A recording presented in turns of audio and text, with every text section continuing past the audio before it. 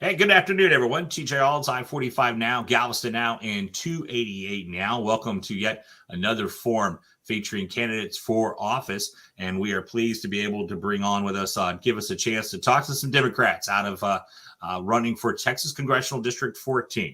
And they have agreed to spend an hour with us here today. And we know with early voting starting Monday, important decision for folks. We don't, and as I said, this is great for us because it's the first time we've ever had Democratic candidates be able to come on with us in a contested race. So, and joining us here is Mikal Williams in his second run in the primary for District 14, and then also Eugene Howard coming on with us today. Thank you both, and I know Mr. Howard, thanks for coming on. I know you just came from an important press conference. We'll talk a little bit about that because it will touch on some of the issues we'll be talking in there. For those just joining us or who've not seen one of our formats before, this is how we work things. This is a question and answer. I'm basically interviewing both candidates through this forum, and we don't put them on a time clock. We do want to wrap up things within an hour, but we don't put them on a clock saying you only have 60 seconds to give the answer. And we do follow up so you can get a context of their answer on issues that may be important to you and obviously important to other voters here today. So, gentlemen, thanks for coming on with us. And at the end, both of these candidates will have a chance to give up to 3 minutes of their final pitch to you of why you should vote for them. So thank you all both for being on. Let me go right into an issue, the first topic here, voting rights and solutions. Obviously, a lot of discussion on that. For the Republicans, they call it voter integrity. But for many, they're looking at things, particularly from the Democratic side of things, it is about laws that are circumventing the vote in many ways. Let me just talk about your approach, if elected to Congress, of what you think legislation should look like to improve voting across the country and your philosophy on what the Voting Rights Act should be and how it should be implemented. And Mr. Howard, let me just go with you first on that one. Thank you for the opportunity to speak on that. Thank you for having me. I think the John Lewis Voting Rights Bill and the Freedom to Vote Act have a lot of the very things that I agree with wholeheartedly. For a personal note, for a couple things, like I believe we should have same day registration voting across this country. I don't think we should have so many red tape measures to prevent every American citizen for demonstrating their due process in participating, in the political process. And the way we all know to participate in this great freedom experiment that we call America is through our vote. From every other freedom, every other right comes from the right to vote. So that is something that I would do. I would make it a federal holiday as well, so people don't have to choose between livelihood and doing their American and civic duty in participating in local elections. No longer should we have the days where the electors get selected by the people that they supposed to elect to represent them. And so those are two big measures. And an approach that I've taken personally, I testified over 27 times over this very issue and others in Austin, Texas, over this past session when it came to these voter integrity bills, as the GOP likes to say, as well as I've also marched 30 miles with Beto O'Rourke and other leaders for the March for Voting Rights and Women's Rights in the state of Texas. I've also flew out to Washington, D.C. With other members of Congress and other senators of the House of Representatives and the Senate in D.C. and was arrested, and others were arrested for the right to vote, for voting rights. Our approach is, like Dr. King says, we are not satisfied, and we will not be satisfied until justice rolls down like water and righteousness like a mighty stream. Right now, this is not the time to go quietly into the night. This is the time to fight, and that's what we must do. That's what we must do, is fight. People like me gave their blood in the streets to have this right to vote. My grandparents, my great grandfather was a Union soldier who fought for not only me and everyone that looks like me to be viewed as human, but for everyone who believes in freedom and democracy. And this is our hour. So this is the approach and the tenacity I will take to achieve voting rights for everyone. Thanks for that, Ms. Williams. Your response to that, and then after that, I'm going to dig down into this topic a little bit more. Thank you. I appreciate the opportunity, and that is a good question, especially in these times of Jim Crow 2.0. I don't think Mr. Howard and I are actually too far apart on what we believe with voting rights. John Lewis voting rights bill and the Freedom to Vote Act should be passed. Those have a lot of the protections and a lot of the things that we want. I think the big solution is we need to end gerrymandering, and we need to end the dark money and overturn Citizens United, because 75% of the time spent representatives spend is actually fundraising to 0.5% of the population, the biggest mega donors. As you said, or as you were going up, the incumbent is Randy Weber. He already has a over $400,000 war chest, and that's because of the dark money that's being spent for power. And again, representatives or districts are being able to be drawn to maintain that power. Our own district this session was actually reduced. Our African American brothers and sisters and our Latino brothers and sisters voting population was reduced by over 3%.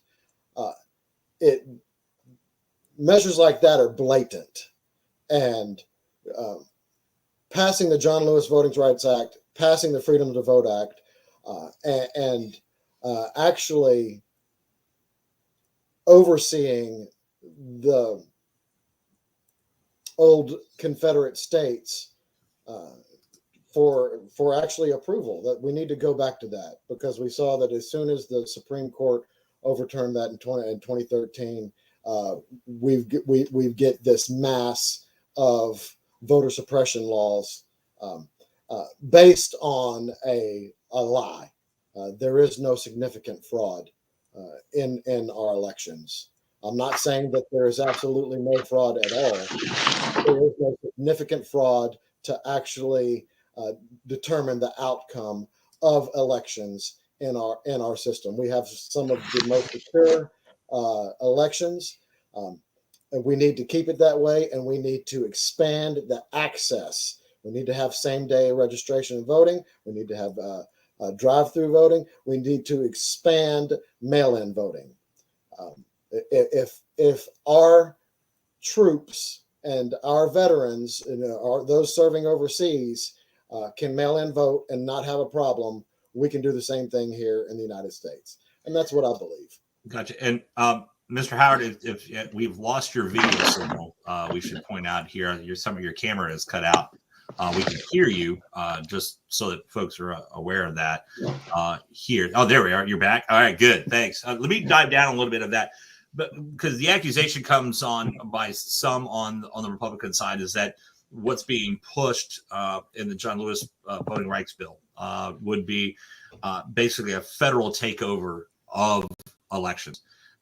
And so I'll start with you, Mr. Williams, on this, is that it should elections be outside of some basic rules and laws as defined by the Constitution. Should it be more of a local decision on how elections are handled, or do you see more of a federal role in that? And I'll start with you, Mr. Williams, and then I'll go to you, Mr. Howard. I do see a federal role in that, but not in taking over the elections.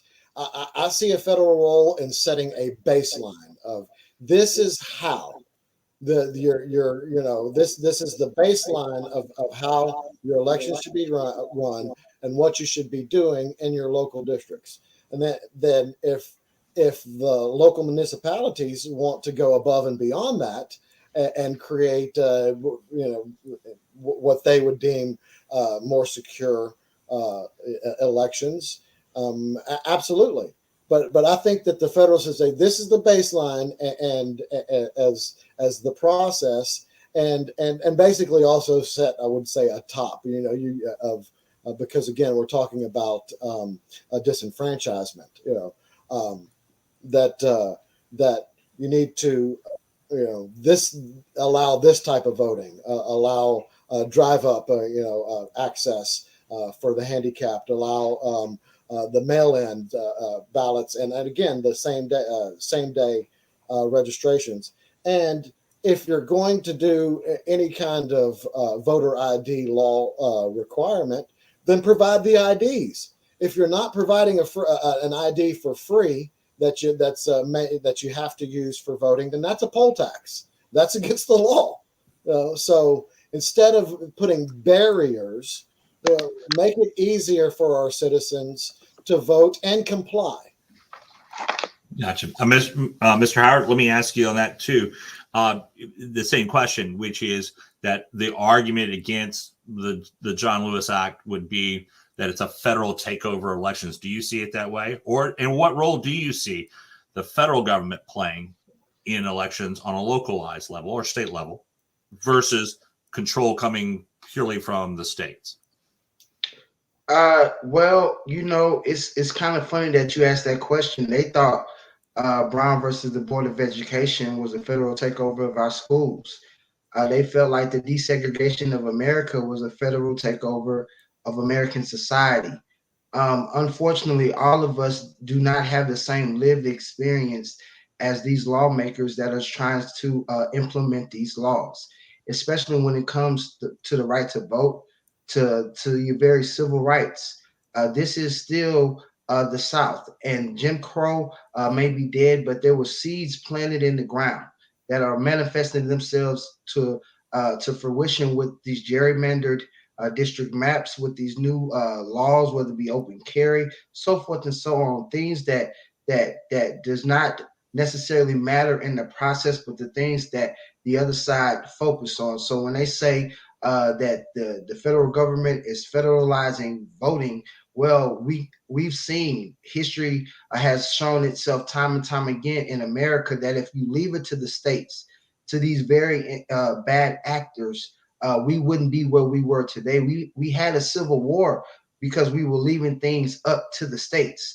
Last time I checked, our sign, our emblem is the United States of America, which means there should be a standard that every American citizen lives under that Constitution with certain inalienable rights. And the right to vote is one of those rights, and the right to be in the democratic process. So, yes, I believe the federal government has a role to play because this is the United States of America. If you don't have a quote unquote baseline, you would have 50 different versions, 50 different interpretations of every law. That's why we need a standardized version of what happens when it comes to the voting process, so we can get rid of gerrymandered districts and the representatives can more reflect the population that they represent. And that in the gerrymandering, both of y'all brought that up, and I'll start with this follow-up question to you, Mr. Howard. Is obviously, if you look through the history, gerrymandering is something that's not a sole possession of one political party over the other. We're actually seeing a fight right now, two neighboring counties. And Mr. Williams, I saw you at when the giving in Galveston County when the commissioner's court there was setting up precincts and changing, particularly District 3 there, and how its makeup was. But at the same time, and that's a GOP-controlled commissioner's court. Then you go to the flip side, up to Harris County, where it's the Democratic controlled commissioner's court, accused of doing the same thing, a political base. And so let me ask you, Mr. Howard, is that how do you, as the term becomes, stop gerrymandering? How does it become, because those districts do need to be redrawn every 10 years because the demographics will change after the census. So let me start with you, Mr. Howard. What do you suggest is the best approach? Because obviously it's a political process now. Is there some other way that you would support to see how districts are drawn, both for the federal districts, congressional districts, as well as right down to the local levels? Yes, thank you for a great question. I would like to say, just like the GOP does not have a monopoly on racism, neither does the GOP have a monopoly on gerrymandering. The way I would approach it is one of the great leaders that I grab inspiration from on a daily basis, and that's Dr. Martin Luther King. Dr. King said the time is always right to do what's right. And regardless if you're a Republican or a Democrat, the time is now to do what is right because it's just what's right to do. And what is right to do is we need to have people being elected by the population that they represent. That goes all across the board. There's not a monopoly on gerrymandering. That is a issue that the United States, much like racism, needs to address and take care of. Because if not, we're going to continuously go down these roads that lead to nowhere and to more fighting and more divisiveness and divisiveness. And that's not the American dream, and that's not what the American people are about. So how would you stop it? How would you make a difference there? What would you propose to make a change? Is there should be standardized? Again, going back to the first question, there should be imposed standardized federal rules when it comes to district and drawing up districts, and that goes kind of back to the John Lewis Freedom to Vote Act and the John Lewis Voting Rights Bill and the Freedom to Vote Act. Excuse me, with those provisions, we must have federalized provisions that prevent bad actors, whether it be on the local, state, and hope and national level, for disenfranchising any community, white, black, Hispanic, South Asian, Pacific, it doesn't matter. Every person in this country has certain inalienable rights, and their right is to be represented by someone that they can relate to, someone who lives where they live, someone who works where they work, so forth and so on. And that is what I would do, is make sure we have a federalized standard to the gerrymandering process, to figuring out how we redraw these districts, so we don't have Democratic gerrymandering, nor do we have Republican or independent down the line gerrymandering.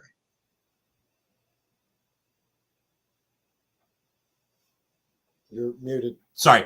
How do you see that process, Michael, of changing things up on the gerrymandering? How should that approach be to, quote unquote, stop it? Again, it is not one party over the other that has a monopoly on this, as Mr. Howard said. It is something that folks have complained about for years from both parties for the longest time. That is true. I agree with that. As an attorney and mediator, I spent a lot of time in contentious negotiations with families and things like that. And not every time do you come to a resolution, but 95% of the time in those negotiations, as a third party neutral, you come to an equitable resolution for all.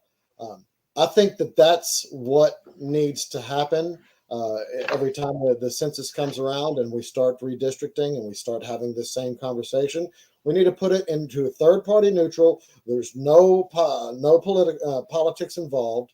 We need to use models and computations, computer calculations that don't take into effect what side you voted for, or this, that, or whatever, and just take into effect the demographics, the population, and have a neutral drawing of the population as it changes. I think that would be a solution that can be implemented fairly quickly. Also, as we mentioned before, is the dark money. Taking the dark money out of politics, so that they don't continue to have representatives that keep pushing for the same thing over and over just to maintain power. Integrating third-party neutral legislation map drawing would definitely curb the gerrymandering from both sides. You're muted again. The tough thing becomes is how do you define third party and independent thinking and neutral and non-political? It seems in our country nowadays that it's hard to find that kind of really middle of the road. Let's do what's best and really represent the demographics. Sure. I mean, I understand that little follow up. Sure, it's hard to maybe find that or see that. But again, as an attorney, I'm specifically licensed, and with professional license, and held to a standard of ethics. Now, that doesn't mean that everybody's human and fallible, but you would hope that the fallible gets caught, gets removed. If there's a standard, that you swear to this standard, you're I don't know, licensed by the state as a third party arbitrator, and that you're held to standards, then that would definitely alleviate some of that, what you said, the perception, or the how do you really know that it's third party neutral. Let me ask on the law this one for both of y'all, and then we'll move on to the next topic here, particularly because someone brought a proposal many years ago. Now, granted, this was on a county commissioner's level. That because a lot of times what happens is the commissioner's court hires a consultant and they draw the maps. They'll bring a few maps, say, okay, which one do you want from here? And it's kind of the power of the majority. And someone said, well, instead, let's do this. Let's form, like we have in Congress, an actual committee, almost like you do in a city, a charter review committee, where, it's got to be made up of maybe, half plus one of whatever the political majority is, appointees from one side, but then the rest have to be from the other political spectrum of that. There's people who are picked around, and they are the ones who give the feedback on that. And they, like a charter review committee, would come back and say, here's what we suggest. Here are the 4 options.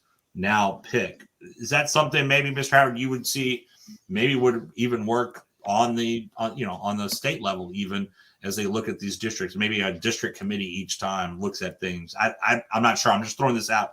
It works a little bit easier on a local level, but let me give you a chance of, would that be it? Would it get more registered voters, for example, involved in the process versus those already appointed and consultants and the like? And that question was to you, Mr. Howard. I think he may have frozen up on us. Mr. Howard, are you able to hear us? Well, we'll see him come on back here in just a second. Michael, let me ask you on that question. You froze for a second. I didn't get the question clear. Oh, okay, sure. So the question I have is that can you hear? And I can understand technology gets in our way sometimes on this, but should maybe districts? Well, I live in rural Texas.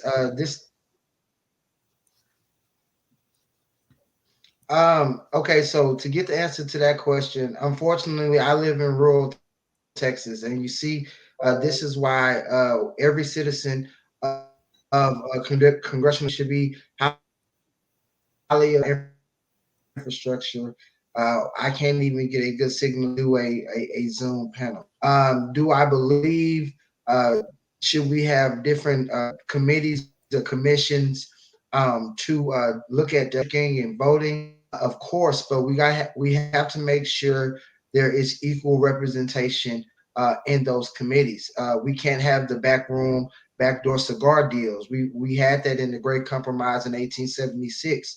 You get a room full of one pigmentation or one monolithic thinking, how much damage that can do to the society as a whole. So yes, we believe there should be some standard, some committee, some third party, so to speak, right? Someone that everyone has the same vested interest with the same amount of to come to a reasonable conclusion.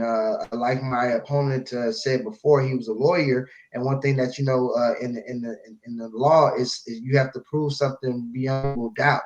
So it's not that it's perfect or imperfect. We just have to get it reasonably agreeable upon, and I think we can do that when it comes to voting, when it comes to writing and drawing districts of the states. Gotcha. Michael and Mr. Howard, I just want to ask you, if I have your permission, I'm always more comfortable to ask someone a question by their first name. Are you okay with me saying Eugene versus Mr. Howard each time? I've been doing it with Michael here, so I just want to make sure you're okay with that. Sure.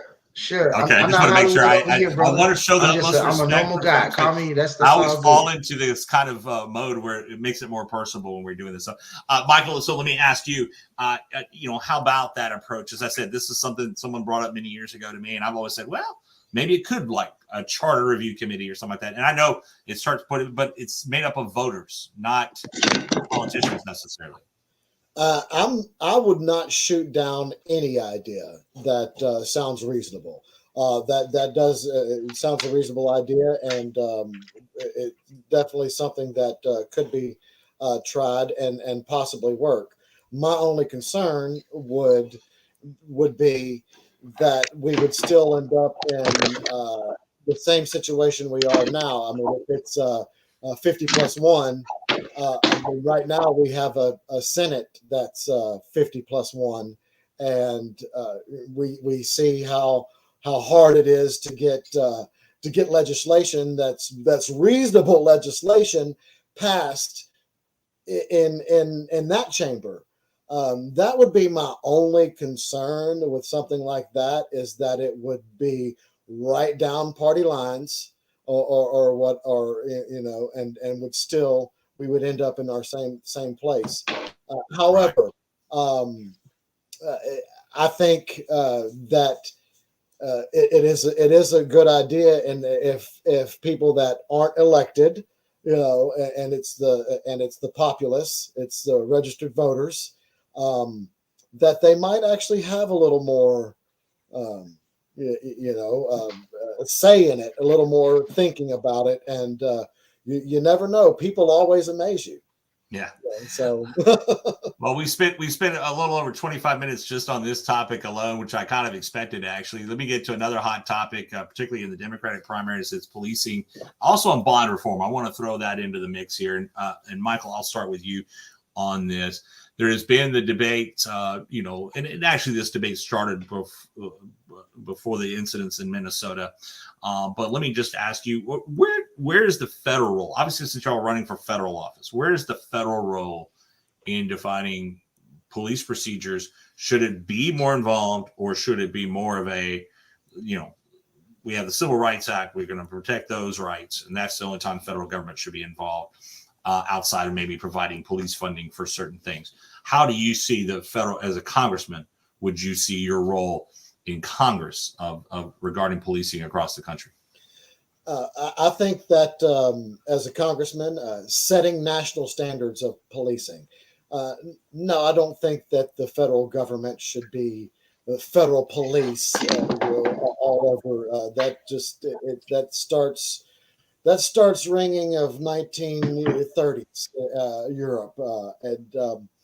However, we do need significant change, structural change in our policing. My father was a police officer. My nephew is a police officer, and seeing the juxtaposition of when my father served his community in the 70s and into the 80s, and how militarized the police have come because of programs with the federal government of buying equipment, used military equipment, things like that, that now become police equipment, that now we have a militarized police force, and then they've got to justify using those things, and our methods of policing. Police and law enforcement is to protect and serve. It is not to harass, intimidate, and extol. Um, Far too often, local municipalities start looking like road pirates and not verify, not identify police officers, because it seems they're trying to make money off of the citizens. And far too often, our most economically depressed citizens and our brothers and sisters of color take the brunt of that. Black is not a reason to fear. Just because somebody has more melanin than I do does not mean they are going to attack or anything like that. And seeing the instances of innocent brothers and sisters being killed in their apartments, being pulled over and harassed and committed suicide in their jail.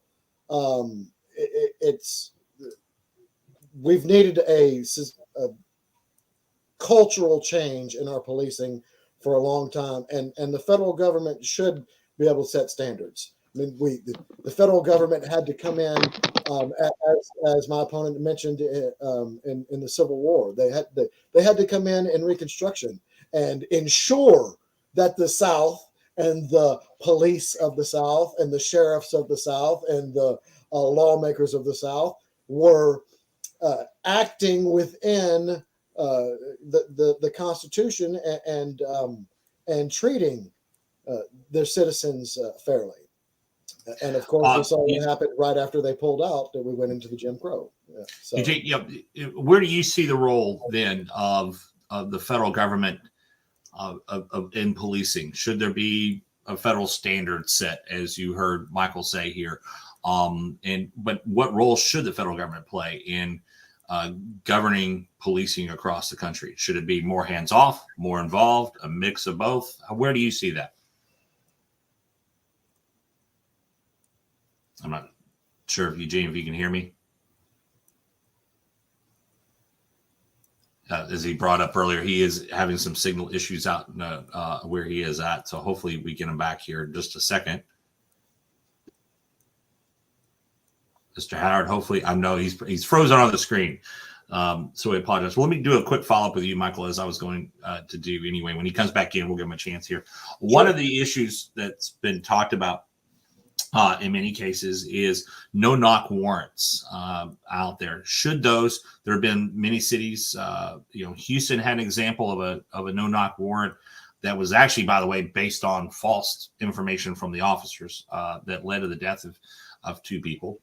We've seen instances across the country where no-knock warrants have been used. We see now in all statistics shows most no-knock warrants have not led to the wrongful death of someone, but those that have obviously have dramatic size. Should no-knock warrants, do those go against what the having a warrant should be? And do you think that should be something that should be outlawed on a federal level?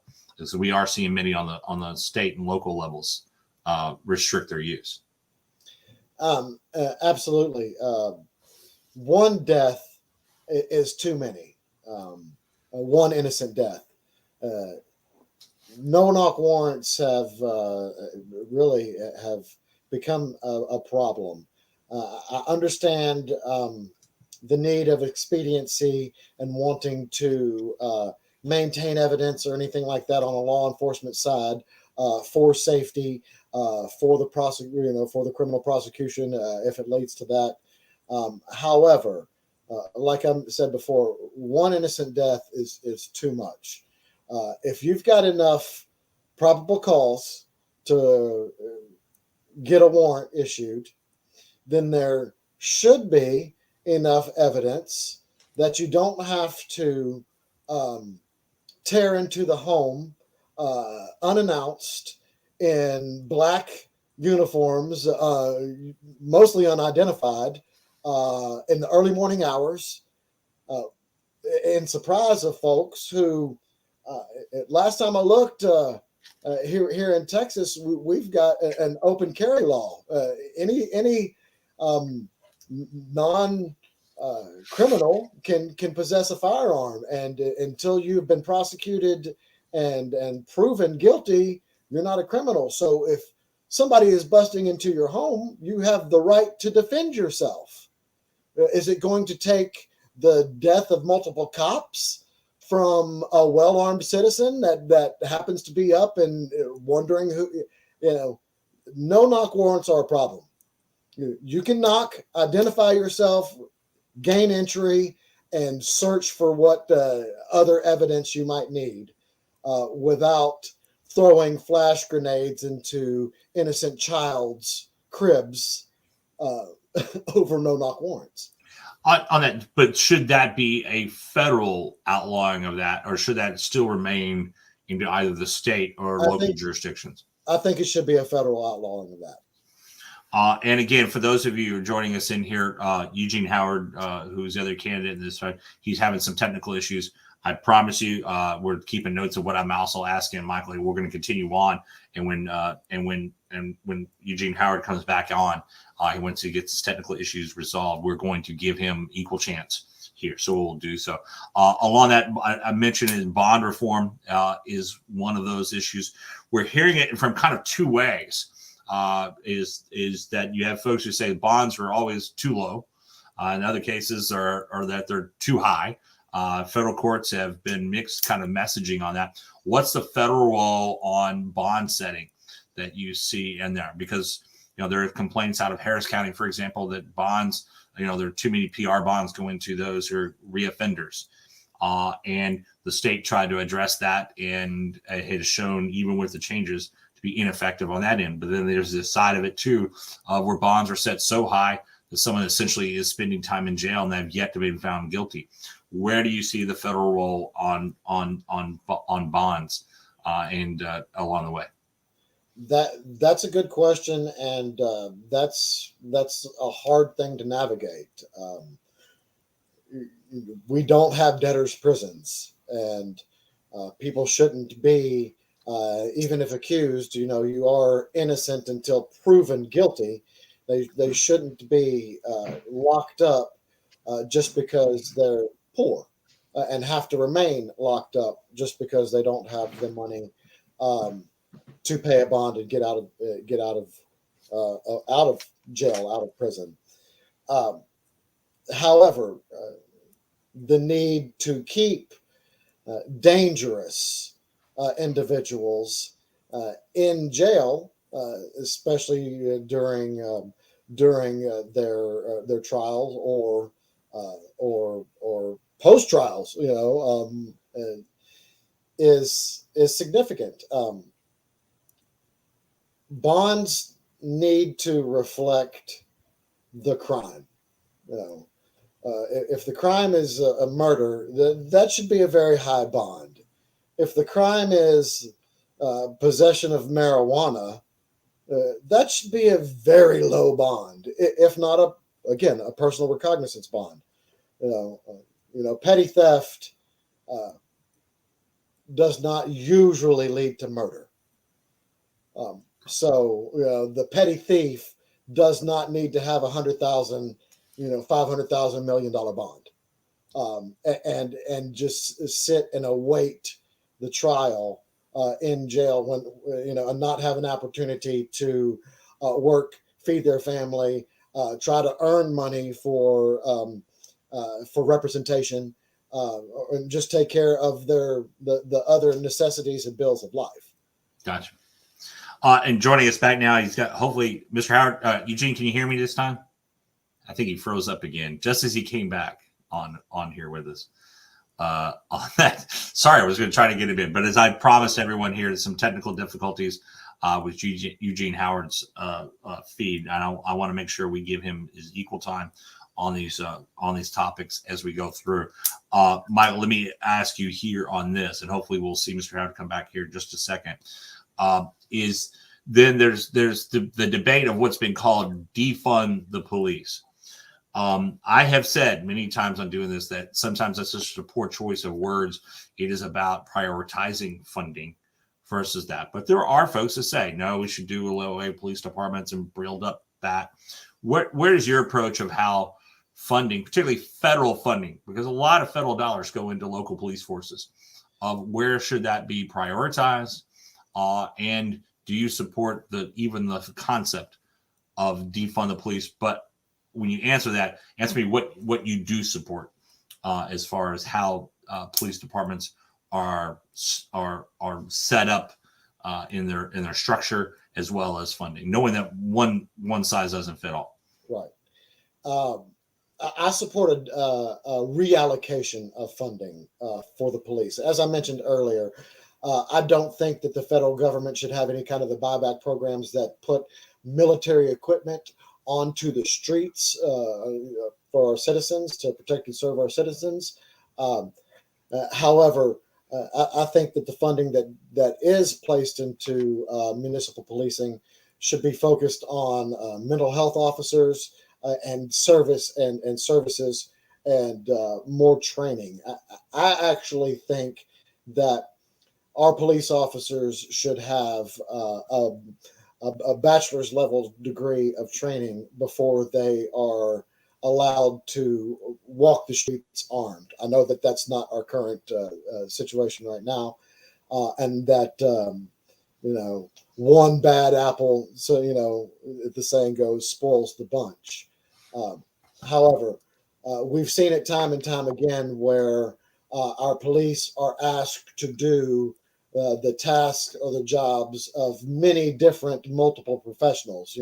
Domestic disturbance, domestic dispute. They've got to go mediate, moderate that. Criminal activity, of course, and then you've got emergency accidents, things like that, and then you've got mental health issues. When people have mental health breakdowns, and like you said, one size doesn't fit all. And our policing right now seems to be more of everything's a nail and it's just the hammer. When we need more tools in the toolbox, we need hammers, pliers, screwdrivers. The plethora of tools to handle the plethora of issues with the citizens.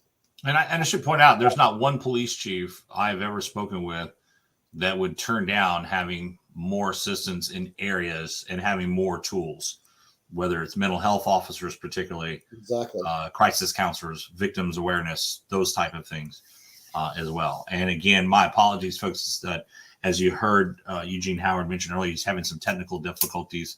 I'd hope to get him back in so we can give him some time and give Mikal a rest, because we've been giving him question after question on this next topic. As I said, do what? I said I'm here to work. Yeah, that's it. So we'll hopefully, as I said, we want to be fair to everyone. As I said, we'll make sure Mr. Howard gets a chance to have his comments there as he gets his technical. As soon as he comes in, Mikal, I will let you know. I'm going to jump out and go right to him there. Sure. Absolutely. No, I do. But exactly. It goes into the next thing, talking about resources and the like. We have seen locally, we've seen across the country, an uptick in crime. And I say uptick, it's a significant amount. Murders are up across the country. Gun crimes are up across the country. Drug running is up around. Folks point the fingers at everything they can to say this is the reason that's happening. But an interesting contrast, if you look at New York City, for example, we had the discussion of, as I said, what I consider a poorly funded term of defund the police, but we had that debate going on in the Northeast, particularly very heavy. But the new mayor of New York, a former cop, gets in running on a fight crime, be fair to everyone, and wins, and rather decisively. So what is your solution on the federal level to help? Because he's asking the federal government to help. Now, again, that is an urban area versus most of Galveston and Brazoria counties are rural. The largest cities we have are obviously League City and Galveston County, and I would guess Alvin and Freeport and Angleton, if you put them together, can get that size. But in Brazoria County, but where do you, at least where the district is, I'm excluding Pearland because it's up out of the district, but where do you see the federal role on helping fight crime on the local level, particularly? Well, the federal government should help fight crime. They should fund or help fund local municipalities, local law enforcement. However, we also have to learn from our history.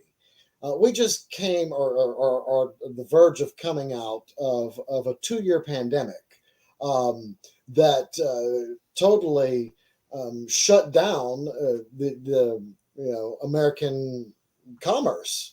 I mean, we a lot of us stayed home for almost a year, And we're coming out of that now. And if you look at, crime significantly dropped for like I think the 2020 year because of COVID, because of restrictions. And again, as we begin to open up, of course, crime starts to soar, and we again take the lesson of this, Spanish flu of 1918. That lasted for a couple of years, and then what happened right after that? The Roaring '20s and the crime wave of gangsters and things like that. Hopefully, we don't go that full bore. Again, that's why the federal government would need to help fund and try to meet the local municipalities' needs. But it's a natural uptick, and yes, it's needed. And I see Mr. Howard's here. Let's give a chance to see if this works. And Mr. Howard, if this doesn't work here, we'll have you just phone in, and we'll at least hear your voice here. Can you hear me okay now, Eugene? Mr. Howard, can you hear me okay? I can hear you fine. Can you hear me? Yeah, we now can. As I said, if it goes out again, I've just emailed your campaign email address, and if you go out again, we'll just have you call in. Can you hear me?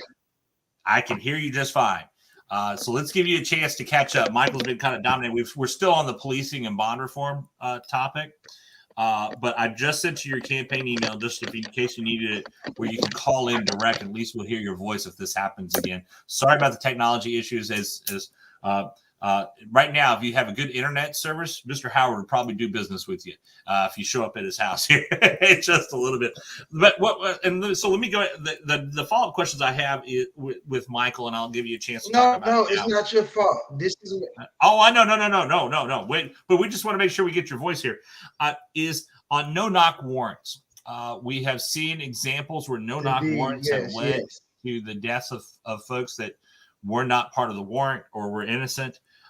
Where's your stance on that? And should the federal government step in and across the board ban those, or do you support their use in some capacity?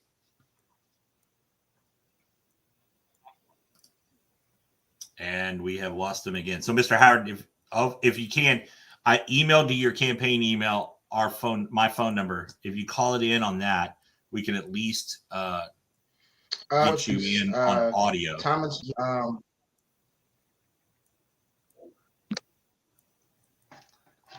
And we'll give him a chance to do that. And my apology again, folks, this is how technology goes sometimes.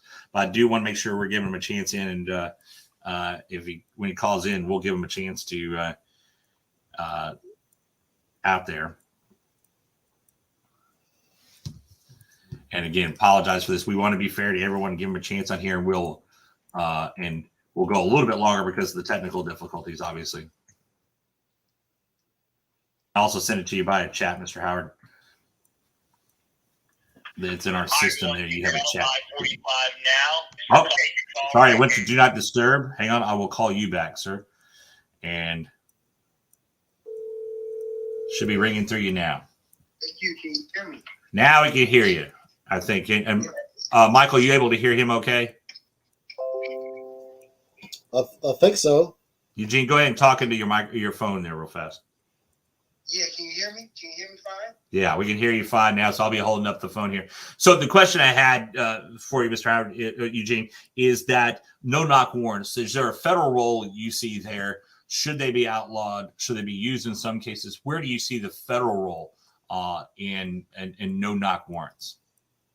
I do want to kind of pencil in and answer the question about police reform as well. Yeah, sure. Because, but no, I'll come back to that. That's one of the things I'm most proud of that I was able to accomplish as the Missouri County President of the NFP was justice reform.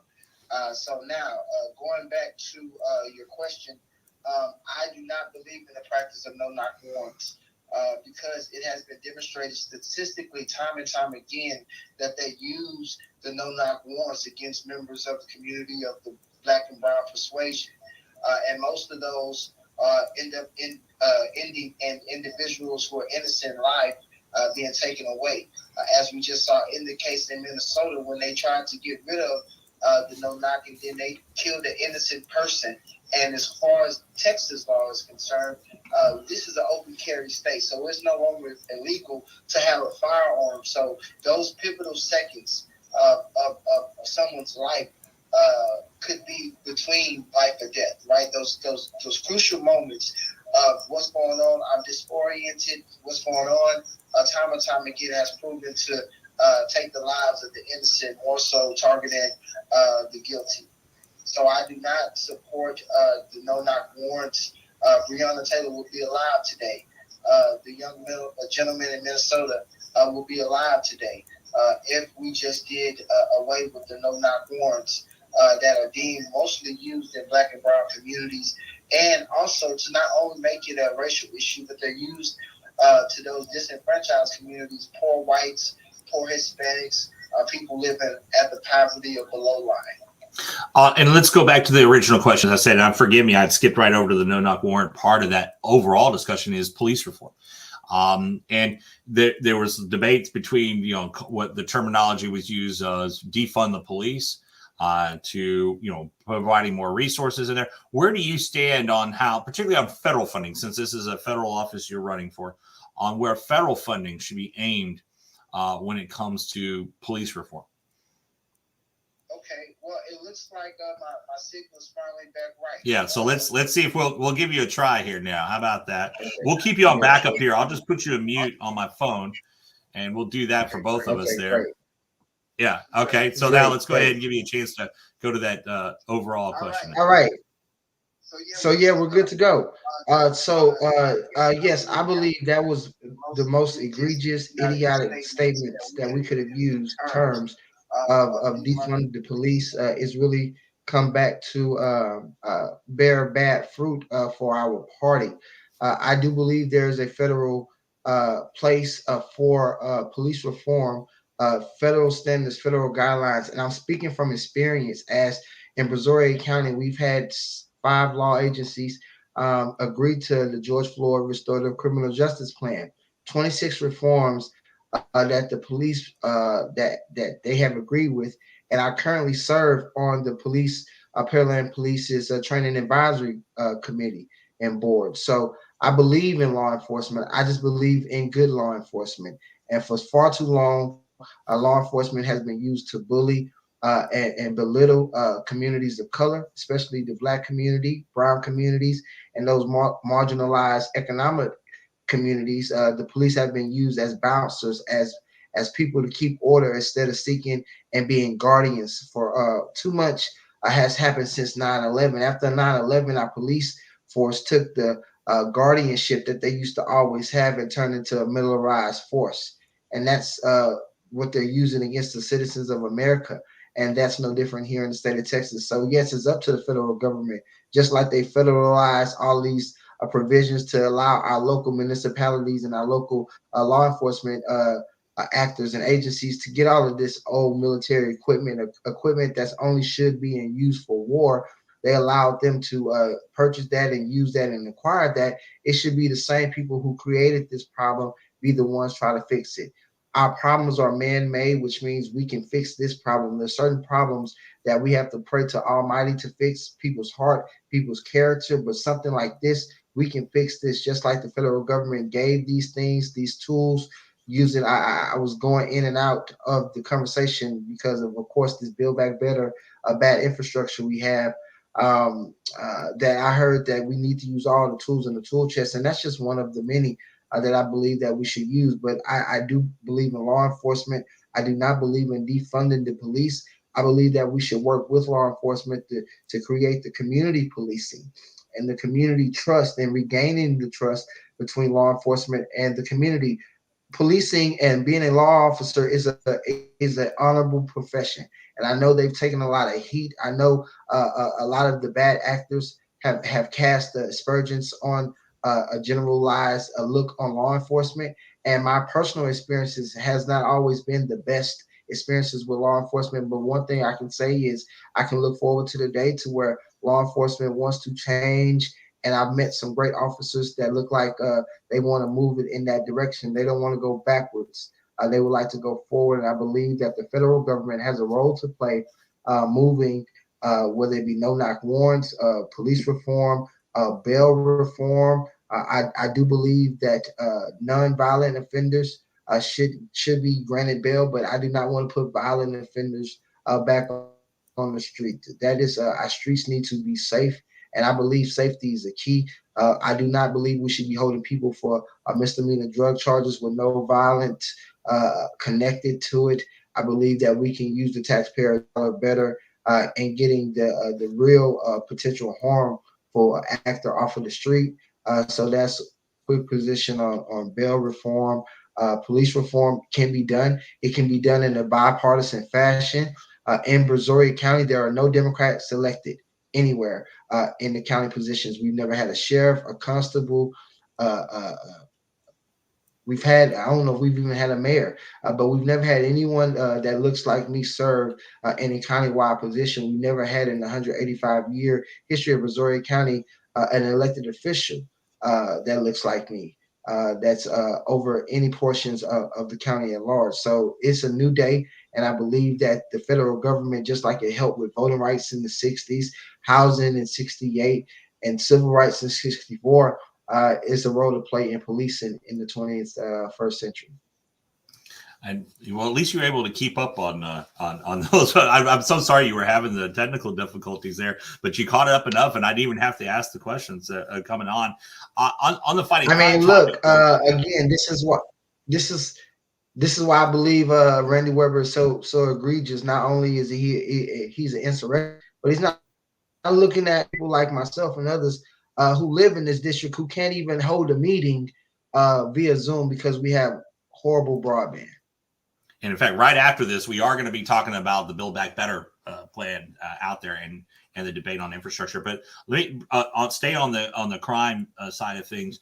I had brought up in a question to Mikal on this, but we are seeing an uptick is downplaying the sum of a rise in crime across our region, Harris County, Galveston County, Brazoria County. We're seeing it on the national level come up as well, to the point that what was maybe surprising to some is that the new mayor of New York City, who was a former police officer, and actually ran on a platform of increasing policing there, but at a different approach.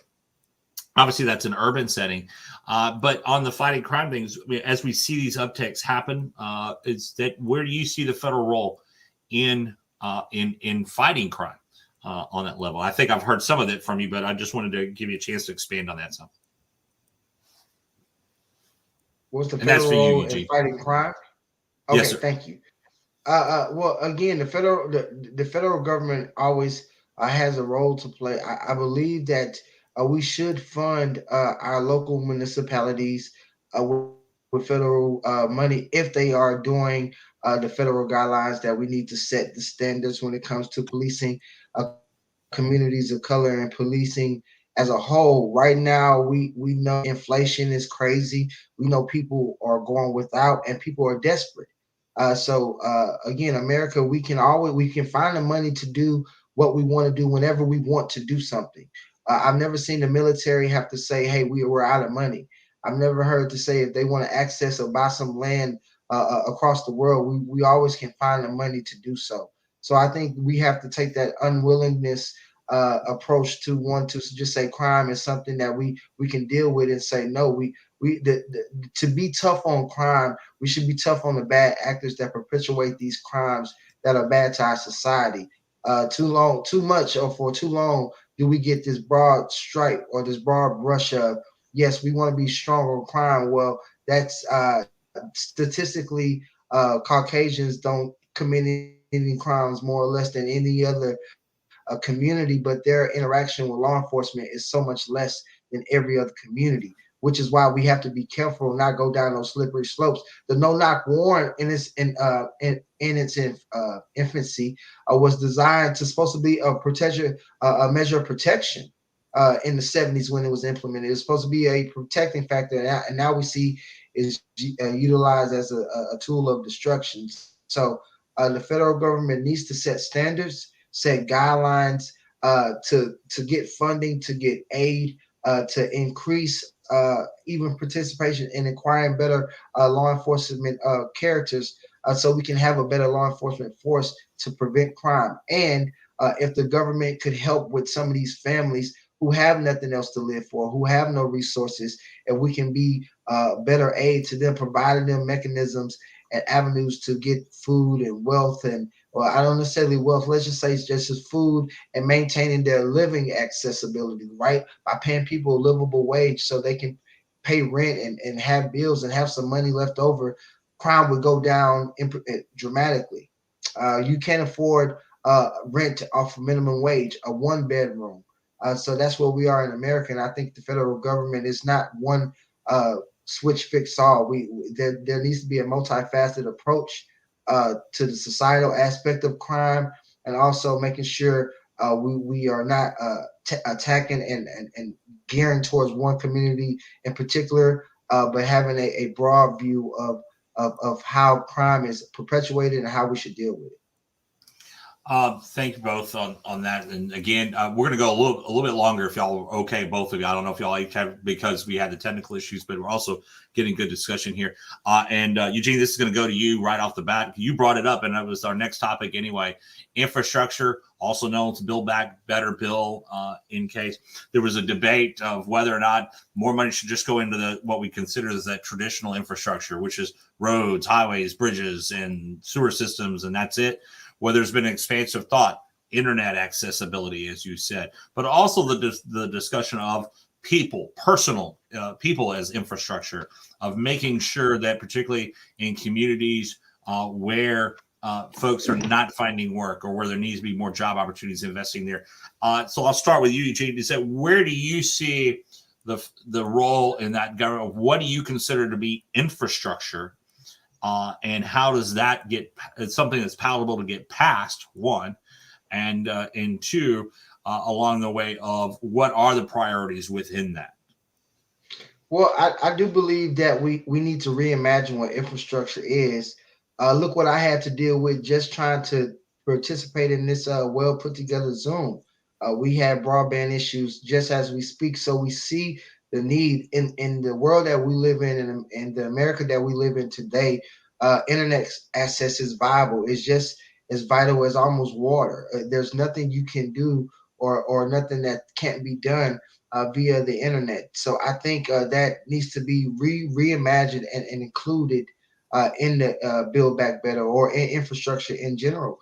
And yes, we should be thinking people to a degree of infrastructure, which is why I think healthcare should be free and accessible for all. Because if we can invest in people, it would make it a better infrastructure. People would buy more, and people wouldn't have to spend so much money with these pharmaceutical companies because we would be a more healthier society. So I just believe, yes, there is the role to play, and I believe with the Build Back Better, we need to not just think about roads and bridges and so forth and so on, but we need to think about broadband, especially broadband. That's something that whether you're Republican, Democrat, or Independent, when you're at work, working from home, or if you're working on vacation or at some remote location, you should be able to access your internet devices, your website devices, and your phones and so forth.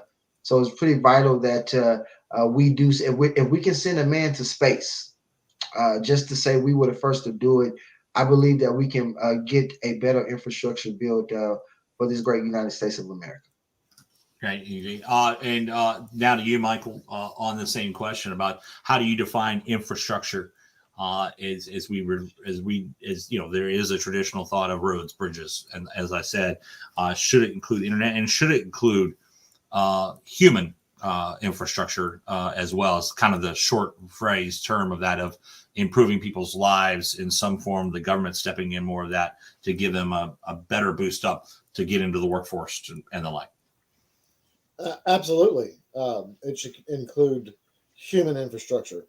Our citizens are our most valuable asset. Are the youth, the ones that come after, us, the ones that come before us, that have made our history and have paved the way for us.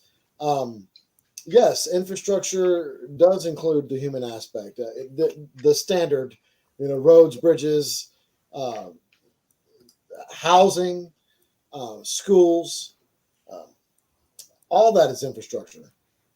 We can't. I mean, we might be able to drive down the street, but if we can't house our most precious commodity, again, our citizens. If we can't house our citizens, what does a good road do us? What does buses do us if we don't have a bed to sleep in at night? Um, and again, as Mr. Howard said, the health of our constituents. Infrastructure is also healthcare. It's everything up and down. It's what takes care of our mothers, our fathers, our brothers, our sisters, our sons and daughters, and our aunts and uncles, all of us. One major medical emergency in a home can bankrupt a family today. And we don't need to be like that. We're the richest nation in the world ever. We can take care of all of our citizens. We can invest in housing. We can invest in roads. We can invest in schools. We can invest in public education from pre-K to bachelor's degrees. And we can invest in universal health care. That is infrastructure. We need to change the way we think about this. Infrastructure is just not roads, bridges, and plumbing nowadays. It's everything. Hey, both of y'all brought up about healthcare, and I'm glad that was going to be a topic we wanted to get into. Now is that since the Affordable Care Act was passed, there was for 4 years and a heavy attempt to erode many of that. But if you look at it statistically and from data, that with the American population, it has proven in many aspects of it to be popular. I mean, just the number of people signing up. I use an example of a small business owner out of Texas City, obviously in the district, who staunch Republican. I will tell you, so I won't give his name out. But he has told me privately that if it had not been for that, he could not have afforded health care himself personally of that small business owner. And he hates to admit that he went that process out in public. But it again is that there's the argument of universal health care, which is government should take care of it, or the option that's there now, which is you need to get it, but you need to go through a system where you sign up for it, you still pay part of the bill. So let me start with you on this one, Eugene, is that where do you see healthcare particularly as an infrastructure thing? Should that be universal, as in the definition of universal, as in the government pays for it, or should it be that it's a more subsidized, but merely the individual takes care of it? And that's you. Thank you for the great question. No, I believe the government should be able to take care of its citizenship. Again, I've heard on this conversation that we are the richest country in the history of this planet, and I believe that we have the resources. We just have to have the want to take care of citizens. It's big business for some of these communities, these businesses, and these pharmaceutical companies to keep people sick. That's just, it's more beneficial financially for them to keep us sick and not find cures versus finding cures and making the community and the citizenship wealthy and healthy. So I do believe that the federal government should play a significant role in maintaining the health and well-being of its citizens. When people go fight for this country, they make sure they're taken care of. Well, I believe, and I want to thank all the veterans for fighting. I believe that everyone that votes and does their civic duty also should be have health care as well. I believe that we must value the principles that make us country and make this country the greatest country ever and that's looking after one another and having that American pride, that American spirit of being able to accomplish anything. There's nothing that we can't accomplish when we're working together. And I believe healthcare is one of those things. Republicans get sick, Democrats get sick, white people get sick, black people get sick. We all have these same issues that we're all dealing with. And specifically in my district that I'm running for, this is the cancer cluster of Texas. We're 33% more likely to get cancer in the Congressional District 14 than anywhere else in the state of Texas because of the environmental atrocities and the fact that people don't have access to health care to take care of some of these things early on in the process. And then you see these generational diseases being passed on. So yes, I truly believe the federal government can and should take care of healthcare and can afford to do so if we, the people, give the will to the government to do so. Would you be in favor then of a more of a Medicare approach on that, where it's all in that, and then you can buy a supplement, or that it should all be covered by the government? Because if you have the Medicare example, you get the basic coverage, and then that's taken care of. Obviously, you've been paying into Medicare, but that's taken care of by the government. But then on top of that, if you want something more expansive, then you have to pay for it. Would you be in favor of that? Right. And I understand. Great question. Because I understand people could say, well, so, my breast implant could be a federal, covered in healthcare. No, that's not. I'm not talking about cosmetic surgeries or anything. What I'm talking about is vision, dental, and your health, the things that make it essential for you to be able to live. And if those entities need a surgery to be able to maintain that way of life, then so be it. But I'm not talking about free cosmetic surgeries or free lipo surgeries or anything like that. This is the essentials. This is the necessities to live: vision, health, and dental, your body things, the things that you might need if you tear your ACL at work, stuff like that. I understand. That's where you have workers' comp and things of that nature. But the essentials, I think, should always be covered by a government, because no matter what kind of money you make in this country, Uncle Sam is going to tax you for it. So let's use those tax dollars the best way possible for our people, keeping us healthy and whole. And a two-part question on that: would you include prescriptions as part of that as well, of those essentials? I think so, because right now the pharmaceutical industry is gutting us. They're taking advantage of the situation and they're price gouging citizens to death. And I think that's irrehensible. And I believe that there needs to be a blowing up of that system and a redistribution of health services as a whole. Gotcha. Thanks for that. Michael, let me ask you the same question on here. Health insurance coverage. Where do you see the government's role in that? Should it be universal, totally paid for by the government? Should it be a shared program, as we kind of see under, where you can go in through a government, portal and order it yourself and pay for it? Or should it, and where it's subsidized some for those that can't afford it? But on the other end of it, that it's, the argument always is that it's required. And people don't like that part. Maybe some people don't like that part, but there are elements for there. Where do you see the government's role on that? Well, idealistically, it would be a universal, single-payer government healthcare system. I think that's where the government's role is, to provide healthcare for citizens.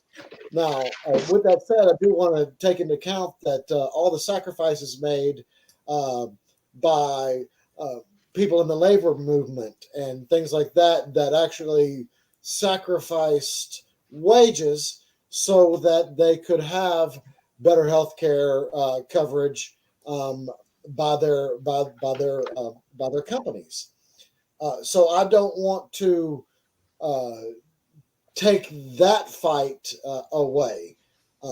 So possibly the better system would be a supplemental system, Medicaid type, basic services, dental, vision, hearing, basic health, and then you could get supplemental services. But no, my thought and my belief is that we should have a universal healthcare system and the government should pay for it with our tax dollars. That's what we pay taxes for. And again, like Mr. Howard said, we're not talking about anything that's extravagant or not needed. I mean, there's some cosmetics that are needed. It isn't needed for healthcare, but no, we're not going to. I don't think that a little rhinoplasty here, a little a lipo injection there should be something that's covered. If you want to do vanity work, you're going to have to pay for it yourself. But healthcare, I mean, it's in our forming document, the Declaration of Independence: life, liberty, and the pursuit of happiness. Well, what is life if not your health? So, gets into a basic question though too: is that who makes the decision of what care is covered and what is not? We hear arguments on private insurance all the time of, hey, my doctor has told me I need this, and then the coverage is denied. Not just in private insurance. Medicare will sometimes, no, we don't cover that. So I'll start with you on this one, Mikal, is that, who should the decision be made by? Person paying the bill, which is, in this case, if you go by y'all's plan, let's just use a Medicaid expanded or Medicare expanded, or should it be a decision between the doctor and the patient? And I'll start with you, Mikal, and I'll go to you, Eugene. It should be a decision between the doctor and the patient. Our current healthcare system is designed to deny. They are designed to not pay. So they are going to try everything they can to short the bill for that. Oh, we don't pay for this coverage. It's going to have to come out of your pocket. We don't do this. It has to come out of your pocket. So it should be definitely between the doctor and the patient. If there is some concern that it might be fraudulent or anything like that, I can understand that. Then have a panel of doctors. Have a 3-panel of doctors, not administrators, not bean counters, not anybody that doctors that look over. Oh, well, hey, that doctor looks like he's right about this patient. We probably shouldn't do it, because the accountants, the people who are counting the money,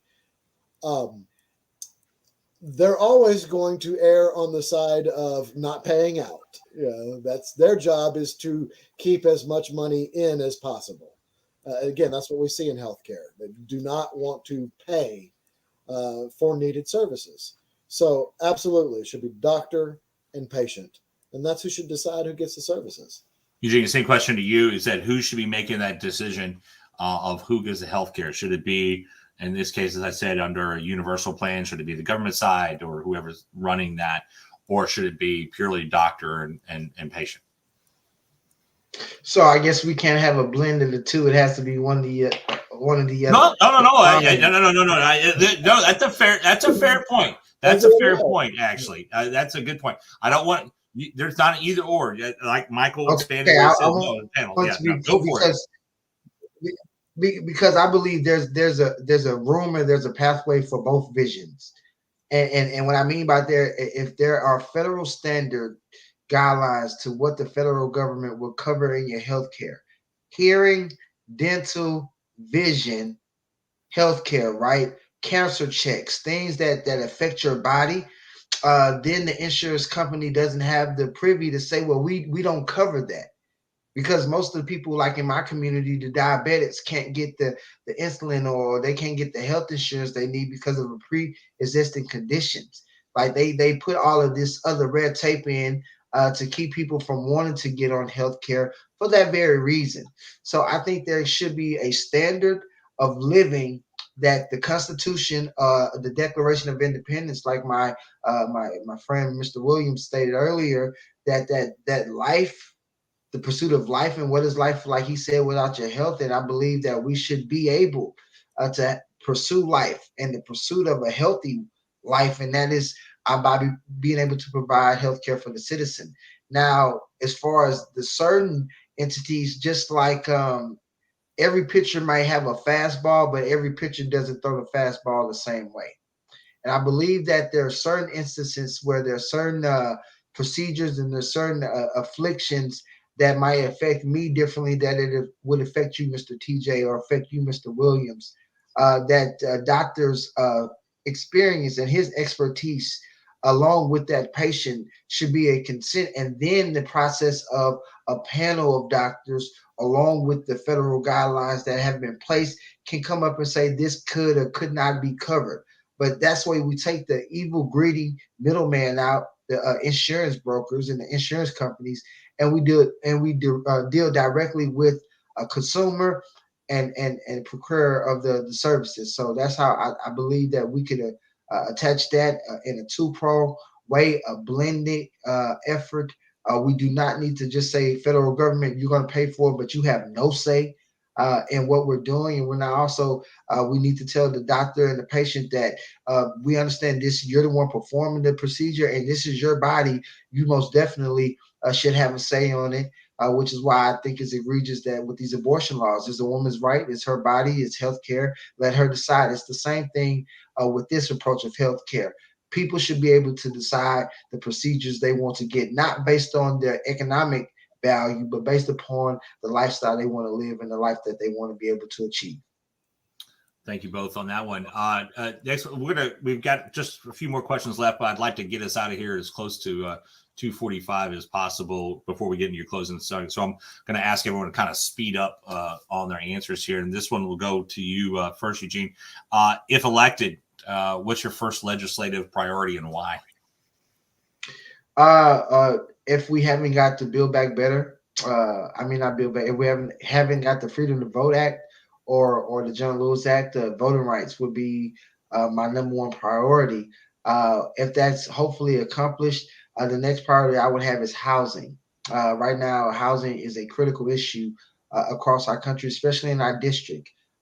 As I think of this being Black History Month, we own less homes today in the African American community than we did in 1968 when we needed to vote in the Fair Housing Act. So I believe housing is something that we must address. That in education.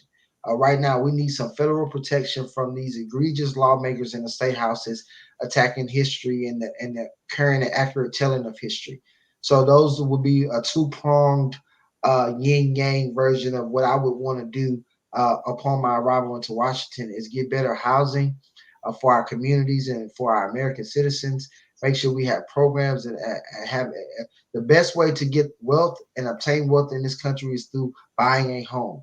The best way to pass on generation of wealth is through home ownership. So I think if we can address that in the education proprieties that we're dealing with, the imperfections, those will be my first two things I would want to address. Good. Michael, your first legislative priorities if elected and why? Firstly, my legislative priority would be actually to get infrastructure funding down here in our district. As you know, it floods here. If it rains an inch, the water raises 3. We've had Hurricane Ike was 2008. We've had 5 major weather events since that time, and absolutely nothing has been done to mitigate the flood damage, to move that water, or to protect our coasts.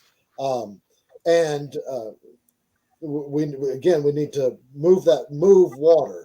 That would also create jobs in the area. These will be years-long projects. It's not something that's going to happen overnight. It's going to create jobs, bring money into our economy, and as Mr. Howard mentioned, it's going to actually protect. It's going to protect the housing that's here and the property that's here. If we build housing now and we don't have flood mitigation, then the next event is going to take that housing out anyway. I've seen it in our communities. I've been to Brazoria and to the coastal precincts here in Galveston and Jefferson County and seen, this address doesn't exist anymore. Oh, that house was flooded and is abandoned. And we've got to protect the property that we've got by moving and dispersing water and invest in our communities. That will bring, like I said, that'll bring economic investment in here, and that's one of the big things. Again, as Mr. Howard said, also voting rights, voting rights, John Lewis Voting Rights Act, the Freedom to Vote Act. Those are big things that we need to get past nationally. And we don't have a representative that is supporting that. In fact, they fights against it. So infrastructure, voting rights, and education. I mean, education also, it's under attack, in especially here in Texas. And another topic now is working across political aisles. It seems that there are those who will say, I'll never deal with a Republican. There's those who say, I'll never deal with a Democrat. It's rare sometimes that you find folks that actually kind of, sometimes we'll harken back to the old days of folks say, all right, yeah, you have a good idea, I'll do that. Particularly when we're seeing narrow, the Senate's one thing, but, it's not so, Congress is not as big of a margin after the midterms. And we're going to see, you could, if even elected, you may see a totally different Congress than you see now. And you may be the minority party when you get there instead of a majority party. So let me start with you, Michael. What is your approach to working with those who are not going to have the same political? It's one thing, they're going to be easy issues. We know, in the Texas delegation, particularly the Gulf Coast delegation, is going to talk about flooding issues. They're going to talk about Ike Dike. They're going to talk about space program. There's not a whole lot of differences in a lot of those stances. Everyone's going to show up to that. But I'm talking about those bigger issues out there where it's healthcare or infrastructure. Or those, like, where are you going to find common ground, or will you even see common ground if elected? Well, I would hope to see common ground. I mean, the thing about reaching across the aisle to get work done is you have to have a willing hand to reach back and grab yours. So yes, I hope that that they would be able to find common ground. And the way that I would approach it is kind of like Daryl Davis. Daryl Davis, a musician, an artist, an author who went out and spoke with people who wanted to kill him just because of the color of his skin. He derobed over 200 Ku Klux Klan members by talking to them, by going and showing that we're cut from the same cloth. Just because we might think a little differently on some things doesn't mean that we're not trying to get, to the same destination. We're not trying to move the country to make it a more perfect union. That's my strategy is going and talking and actually, sitting down with constituents, with the other side, and saying, hey, this is what our people want. Gotcha. And again, negotiating, what can we do to get to this? Mr. Howard, Eugene, same question to you. Where do you see the opportunities where you'll work across the aisle? Do you even want to work across the aisle on the political spectrum? Well, I already have the track record of being able to work with Republicans, given where I live and what I've been able to accomplish here in Brazoria County. One thing I will say is we have to reach the heart of a man or a woman, and really it's our greatest common link is that we all live on the same planet, we all breathe the same air, we all want a great future for our children, and we're all mortal. Life is finite, and history will judge and remember us all. What you do, the deeds that you do, the things that you don't do in a time of need and trouble will be remembered just as well as the things that you do. And sometimes, how do you want to be remembered? What is the legacy that you want to leave behind? Where you want to, I don't want to go to such a extreme as President Biden. Are you on the side of Dr. King or Bull Connor? But we're at that mark with the divisiveness in America. What side of the aisle are you going to be on? Are you going to be on justice and freedom, or are you going to be on bigotry and racism and power or freedom? It's pretty clear the line has been drawn from January 6th on down, that some in this country believe that the war is coming. But one thing I can say is, speaking for the African American community and many others, that we've been fighting a long time. So we're ready to fight, and that's what I believe we must do in this hour. Last two questions, and these are kind of quick, rapid fire. If you're elected and the Democrats hold on to the majority in the House, who will you support for Speaker of the House? I'll start with you, Eugene. Oh man, I don't know who's running. I would have to know who's running. I don't believe Speaker Pelosi has done a horrible job. But I am a person of vision, and I believe that we do need to move the party forward. In my opinion, the Democrat Party has been showing signs of weakness, and I'm just not used to being part of the team that gets bullied and beat up all the time. I didn't grow up. That was me in high school, college. I'm not the get bullied type, and I just feel like the Democrats like to get bullied.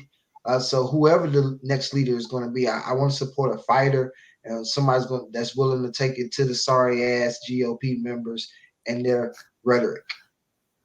Gotcha.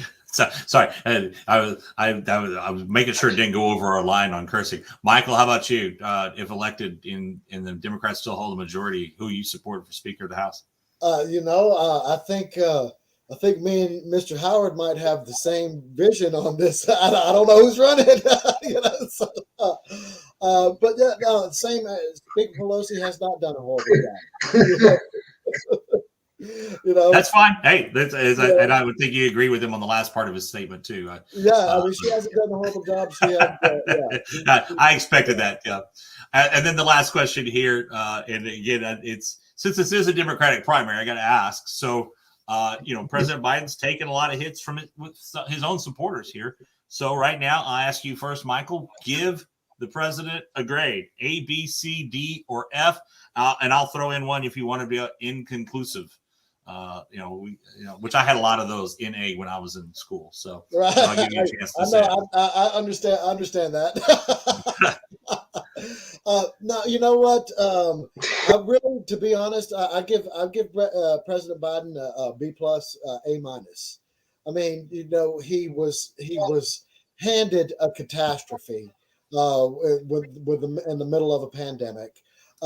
He was handed a timeline to remove our troops from Afghanistan that wasn't going to work to begin with, but he honored that. We needed to get out. No president, no person is perfect. No person, makes every decision is not the 100% best decision ever made. Period. However, with what he was given and what with the world pandemic, with the stage that was set, President Biden has done a fairly good job. Okay. And Eugene, same for you. What grade would you give the president?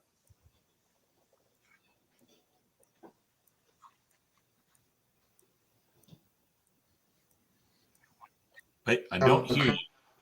Curve as Mr. Williams. I'm gonna give him a B minus for Biden.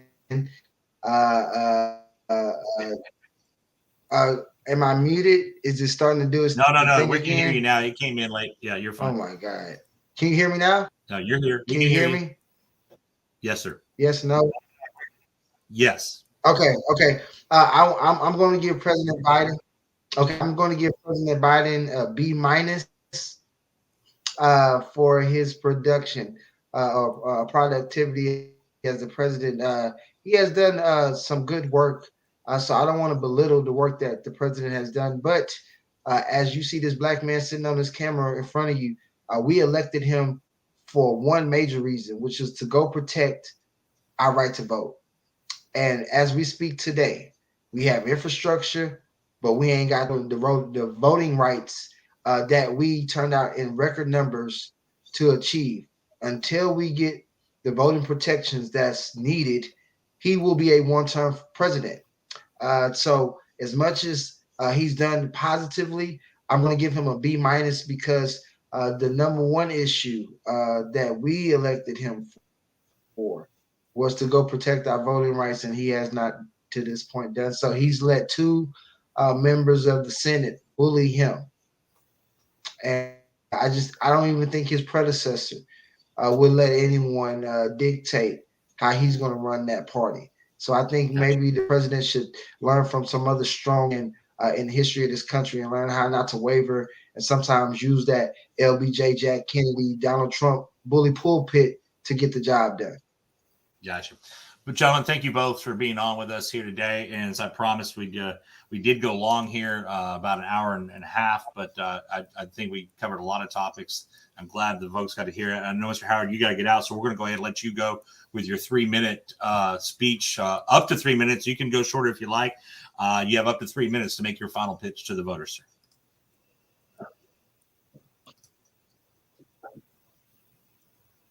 Okay, thank you for tuning in and those who took the time after to watch this.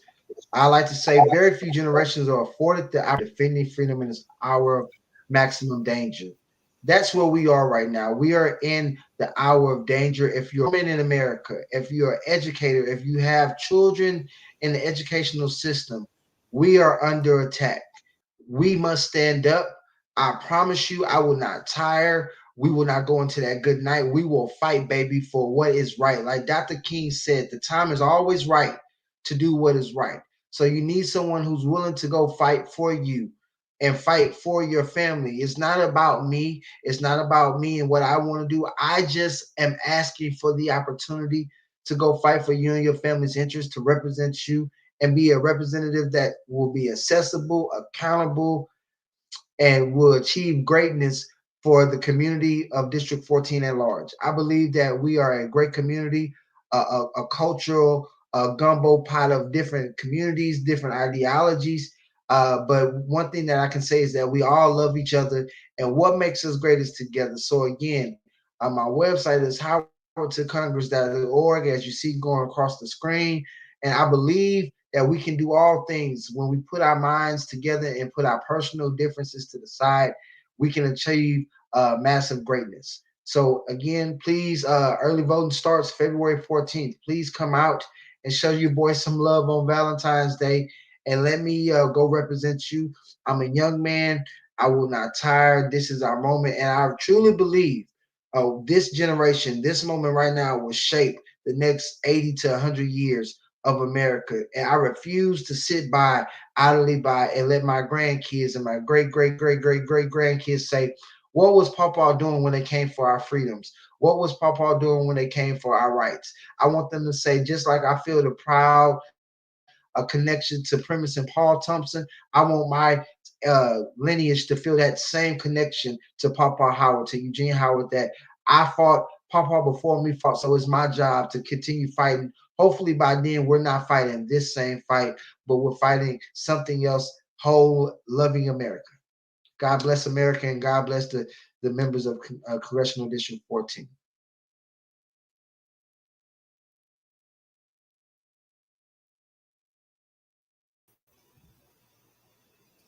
Here today. Thank you a lot, Mr. Howard. We appreciate your time here today.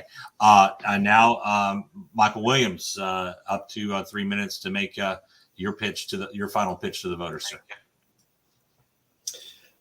Thank you again, TJ, for this opportunity to speak with you all on the I-45 now. Thanks, Mr. Howard, for your time. Again, my name is Michael Williams. I am running for Congressional District 14.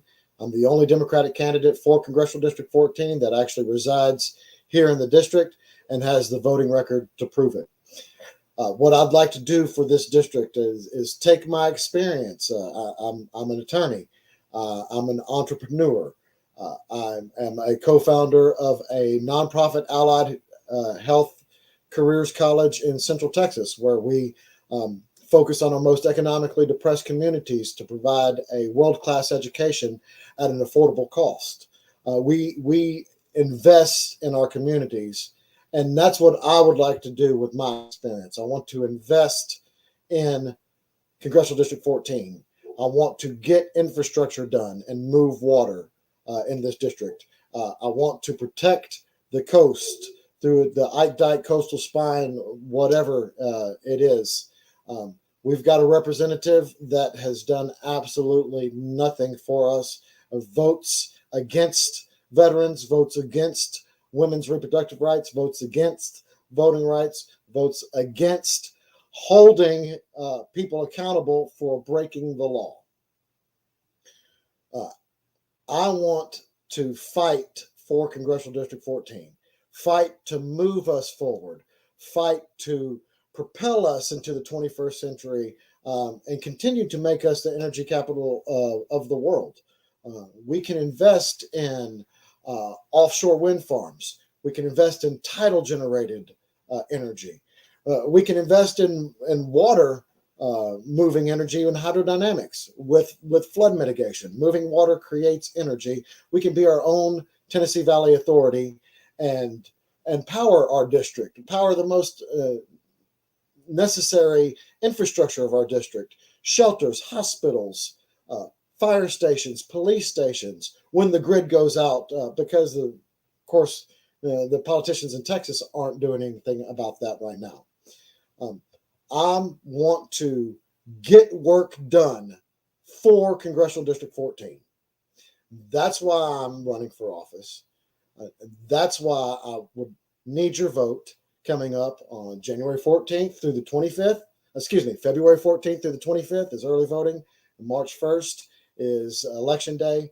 And we need your vote because we need to hold these seditious Republicans accountable. I'm Michael Williams, and thank you again for your time.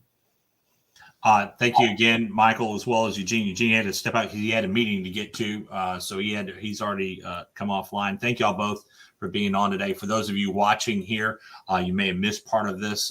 We had not, because we were changing times up, so we didn't want to announce it too much of ahead of time, but it'll be available for replay right away. Again, as you heard both candidates say, early voting begins on Monday, Valentine's Day, and I've heard a lot of candidates say, hey, take your loved one out and then first to vote and then go out to dinner afterwards. My wife has refused to do that. She'll vote later, she said, on that. But she says, I don't consider voting to be romantic. I consider it a duty, is what she told me. So in any case, but having fun. Either way, she's going to vote. Michael, thank you. Mr. Howard, thank you. I know you've headed out. We appreciate all of you who watched today too. And good luck to you guys. And as I said, hopefully, we'll be talking. Not hopefully, I know we'll be talking to you once we get closer to November as well, either you or Eugene. Thank you both for being on, and thank you all for watching. I'm TJ All.